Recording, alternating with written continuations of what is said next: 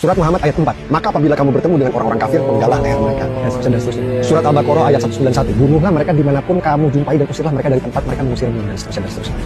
Surat At-Taubah ayat 5. Apabila bulan-bulan haram telah berlalu, bunuhlah orang-orang musyrik di mana saja kau temui. Dan seterusnya. Sekarang kita buka Alkitab Injil, kita cek apa perintah Tuhan kepada umat Kristen soal cara memperlakukan musuh-musuhnya.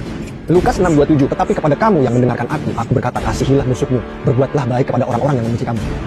Matius 5:39, tetapi aku berkata kepada kamu, janganlah kamu melawan orang-orang yang berbuat jahat kepadamu, melainkan kepada siapapun yang menampar pipi kananmu, berikanlah juga padanya pipi kirimu. Roma 12:17, janganlah membalas kejahatan dengan kejahatan, lakukanlah apa yang baik bagi semua orang.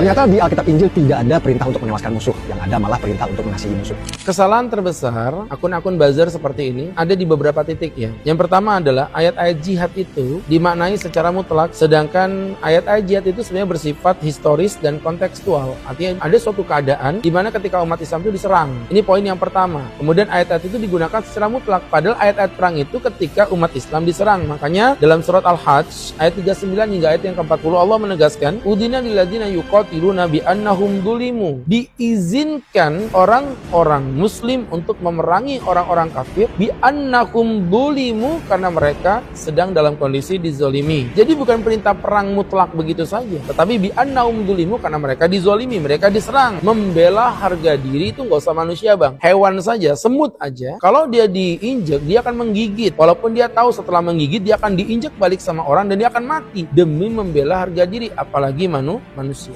Kemudian yang kedua, kita bisa melihat konteksnya adalah sifatnya melindungi diri, menjaga diri, bukan kita yang menyerang mereka. Kita bisa membaca Al-Quran dalam surat Al-Baqarah 190. Allah berfirman, wa qatilu fi sabilillah, perangilah orang-orang kafir itu di jalan Allah. Siapa orang kafir yang boleh diperangi? Itu nggak mutlak bang. Alladzina yuqatilunakum, yang memerangi kalian. Jadi ada tindakan mereka menyerang kita. Wala ta'tadu, bahkan dipertegas kamu jangan melampaui batas. Apa melampaui batas itu? Al-Imam Al-Mujahid, salah satu tabi'in, mengatakan bahwa melampaui batas dalam peperangan adalah menyerang orang tanpa mereka menyerang kepada kita. Al-qatlu min dunil qatl. Innallaha la yuhibbul mu'tadin. Allah tidak menyukai orang-orang yang melampaui batas. Dan kesalahan yang ketiga dari teman-teman buzzer seperti ini adalah mereka tidak memperhatikan ayat-ayat yang lain. Jadi mencomot ayat-ayat satu dengan tanpa menggabungkan, mengkolerasikan, mengkompromikan dengan ayat-ayat yang lain tentang ayat-ayat cinta. Seperti contoh, saya bacakan dalam sebuah ayat Al-Quran, dalam surah Mumtahana ayat yang ke-8 dan ayat yang ke-9, Allah berfirman, la yanhakumullah anil ladzina lam yuqatilukum fiddin wa lam yukhrijukum min diyarikum. Allah tidak melarang kamu untuk berbuat baik, berbuat adil kepada orang-orang kafir dengan catatan, satu, alladzina lam yuqatilukum fiddin, yang tidak memerangi kamu dalam beragama, wa lam yukhrijukum min diyarikum, dan mereka tidak mengusir kamu dari negerimu, antabarruhum wa tuqsitu ilaihim, sila